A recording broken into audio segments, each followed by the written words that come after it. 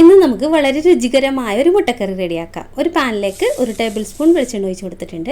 എന്നിട്ട് അതിലേക്ക് 2 സവാള ചെറിയ പീസുകളാക്കി കട്ട് ചെയ്ത് ഇട്ട് കൊടുത്തിട്ടുണ്ട്.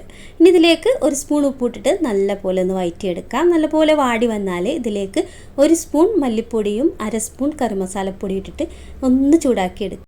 ഇനി ഇതിലേക്ക് 1 സ്പൂൺ ഇഞ്ചിയും വെളുത്തുള്ളിയും ചതച്ചത് ഇട്ട് കൊടുക്കാം. എന്നിട്ട് ഇത് നല്ലപോലെ ഒന്ന് ആ പച്ചമണം ഒന്ന് മാറി വരട്ടെ. ആ സമയം കൊണ്ട് നമുക്ക് ഇതിലേക്ക് ഒരു 6 പച്ചമുളകും 2 തണ്ട് കറിവേപ്പിലയും കുറച്ച് പുതിനയിലയും പിന്നെ മല്ലിയിലയും വെച്ച് കൊടുക്കട്ടെ. മല്ലിയില കുറച്ച് അധികം എടുത്തോളൂ. ഒരു വലിയ തക്കാളി കട്ട് ചെയ്തതും കൂടി ഇട്ട് കൊടുത്തിട്ട് നല്ലപോലെ അരച്ചിട്ട് നമ്മൾ ഈ മസാല ഒന്ന് മൂത്ത് വരുന്ന സമയത്ത് ഇതിലേക്ക് ഒഴിച്ച് കൊടുക്കാം. എന്നിട്ട് ഇതിൽ ആ പച്ചച്ചുവ മാറുന്ന വരെ ഒന്ന് വഴറ്റി കൊടുക്കാം. ഇനി ഇതിലേക്ക് 1.5 ഗ്ലാസ് വെള്ളം ഒഴിച്ച് കൊടുക്കാം. ഒരു കുറിയ പരുവമാണ് ഈ അളവ്. നിങ്ങൾക്ക് വേണമെങ്കിൽ കുറച്ചും കൂടി വെള്ളം ഒഴിച്ച് കൊടുക്കാം.